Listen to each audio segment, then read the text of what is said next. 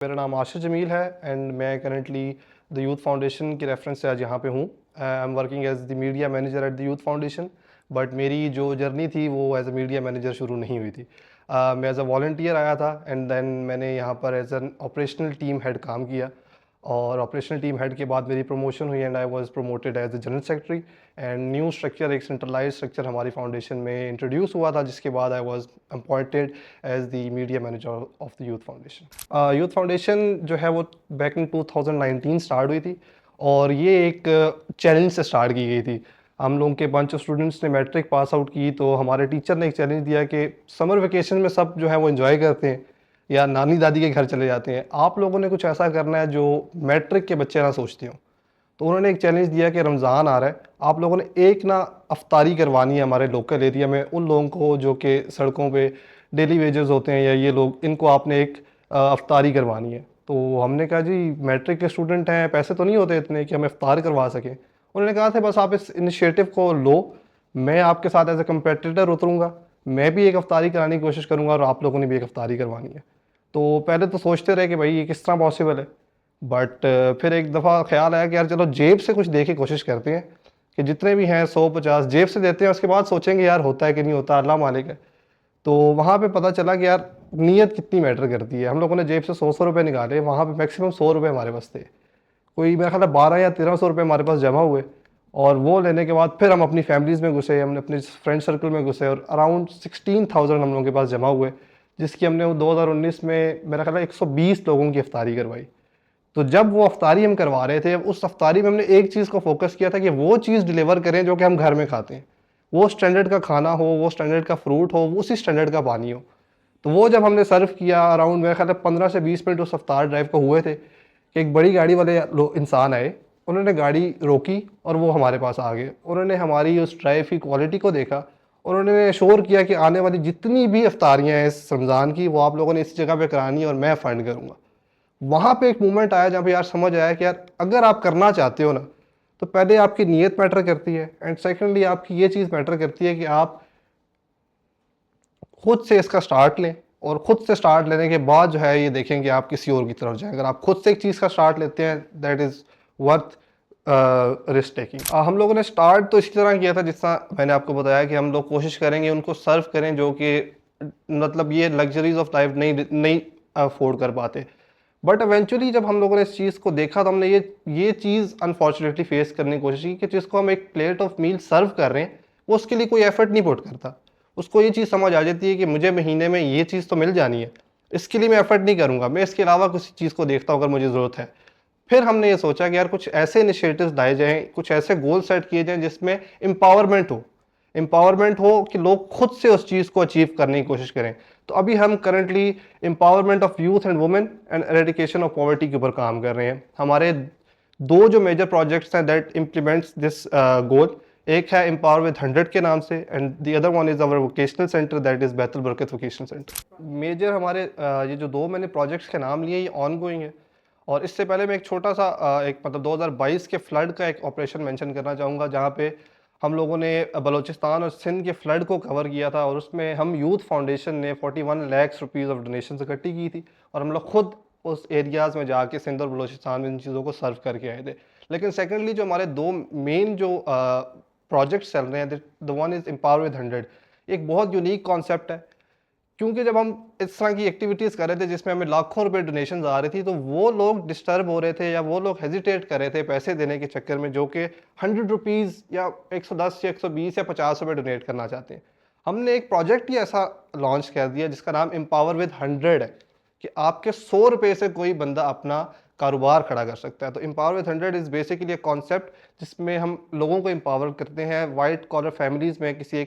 किसी एक बंदे को एक कारोबार खोल के देते हैं सिर्फ आप लोगों के 100 रुपये के डोनेशन से। वो किस तरह होता है कि हम लोगों ने नंबर ऑफ़ डोनर्स की तादाद बढ़ा दी है।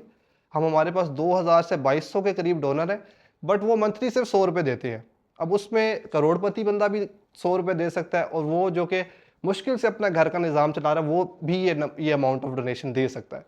तो उसके बाद जो हमारे पास अमाउंट इकट्ठी होती है, हम उसमें से minimum 2 families, white collar families, through our verification process उनको टारगेट करते हैं। उनकी वेरिफिकेशन प्रोसेस को कंप्लीट होने के बाद हम उनको एक ऐसा स्टॉल या ऐसा कारोबार खोल के देते हैं जो वो करना चाहते हैं या उनमें वो एक्सपीरियंस रखते हैं। अब अल्हम्दुलिल्लाह इस चीज़ को 1 साल कंप्लीट हो गया इस प्रोजेक्ट को। 23 ऐसी फैमिलीज़ हैं जो कि 1 साल पहले कुछ भी नहीं कमा रही थी, आज वो खुद भी कमा रही हैं एंड कर्ज़ा हसना के तौर पे क्योंकि ये पैसे उनको दिए जाते हैं, आज वो इसको सर्कुलेट करके किसी और की मदद भी कर रहे हैं। मैंने जिस तरह आपको बताया कि हम लोग 23 फैमिलीज़ को सर्व कर चुके हैं एंड ये 7 शहरों में है पाकिस्तान के, पिंडी, इस्लामाबाद, मानसेरा, एबटाबाद, लाहौर, गुजरांवाला एंड कराची। अब स्पेसिफिकली मैं कुछ जगह पॉइंट आउट करना चाहूँ तो हमारे यहाँ सेनेट के बैक साइड पे बरी इमाम का एक गांव है, वहाँ पर एक सबसे पहला हमारा एम्पावर विद 100 का प्रोजेक्ट हुआ था जिसका नाम था कोई जनरल स्टोर हमने खोल के दिया था। एंड सेकेंडली ब्लू एरिया के अंदर भी एक हमने प्रोजेक्ट खोल के दिया था। इसके अलावा मानसरा, एबटाबाद और ये जितने भी मैंने शहर आपको बताया, यहाँ पे डिफरेंट एरियाज़ में ये हमारे प्रोजेक्ट्स जो हैं वो ऑन गोइंग है और ये सारे ऑनलाइन हमारे पेज के ऊपर प्रेजेंटेड भी हैं। हमारे प्लेटफॉर्म में आप 2 तरीके से हेल्प आउट हमें कर सकते हैं। एज अ डोनर, उसमें आप ये होता है कि आप यूथ फाउंडेशन का पार्ट नहीं होते लेकिन आप उनकी डोनर कम्युनिटी का पार्ट होते हैं। And second is the volunteership. Volunteership के लिए हमारा पूरा एचआर का डिपार्टमेंट है जिसमें हम सबसे पहले एक वॉलंटियर आता है, वो अपना फॉर्म फिल करता है ऑनलाइन फॉर्म फिल करने के बाद वो जो है वो हमारे एचआर के इंडक्शन डिपार्टमेंट में जाता है, वो वेरीफाई करते हैं ऑथेंटिसिटी को वेरीफाई करने के बाद उस वॉलंटियर को एक इंडक्शन कॉल में बुलाया जाता है जिसमें उनके साथ ये चेक किया जाता है कि are they willing to join, और उन्होंने मतलब ज्वाइन नहीं करना था, ऐसे ही उन्होंने जो है उस फॉर्म को फिल किया। उसके बाद ये चेक किया जाता है कि क्या जिस विजन के साथ वो आ रहे हैं वो विजन और यूथ फाउंडेशन का विजन अलाइन करता है। अगर अलाइन करता हो तो हम बहुत ज़्यादा उसको प्रमोट करते हैं, कोशिश करते हैं कि उनको अच्छे से अच्छे पोजीशंस पर लाया जाए। अगर नहीं भी करता और हमें उनमें पोटेंशियल नज़र आता है तो हम कोशिश करते हैं कि हम उनको ट्रेन करें, इतना ज़्यादा ट्रेन करें कि वो हमारे विजन के ऊपर आ सके और हमारे विजन के साथ में आने के बाद वो हमारे साथ मिलकर इन प्रोजेक्ट्स पे हमारे साथ काम कर सके। हमारा जो बैतुल बरकत वोकेशनल सेंटर है, जिसका मैंने आपको बताया, हमारा एक इदारा है जो कि यतीम और मस्कीन ख़वातीन को सिलाई कढ़ाई का 6 साल का fashion designing and dress making में डिप्लोमा करवाते हैं जो कि केपीके गवर्नमेंट से रजिस्टर्ड है। हम केपीके से रजिस्टर्ड हैं और वो इदारा भी हमारे केपीके गवर्नमेंट से रजिस्टर्ड है और वो 6 महीने का डिप्लोमा बाकायदा सर्टिफाइड करवाते हैं जिसमें गवर्नमेंट के टेस्ट होते हैं। वहाँ से हमारे 4 बैच पास आउट हो चुके हैं और 5वां बैच जो है हमारा ऑन गोइंग है। देखिए, आजकल सब कुछ जो कर रहा है वो डिजिटल मीडिया ही कर रहा है। हम जितना भी काम करते हैं वो 10 लोग देख लेते हैं जो ऑन ग्राउंड मौजूद होते हैं या फिर उस एरिया में होते हैं, वो 10 से 15 लोग या 20 लोग देख लेते हैं, लेकिन जो डिजिटल मीडिया वो असल अवेयरनेस बताता है कि जी जो काम हम लोग कर रहे हैं वो किस तरीके से हो रहा है और वो कहाँ कहाँ तक पहुँचाना है, वो सारा जो है वो डिजिटल मीडिया का उसमें जो है वो रोल है। एंड मैं इस चीज़ में यही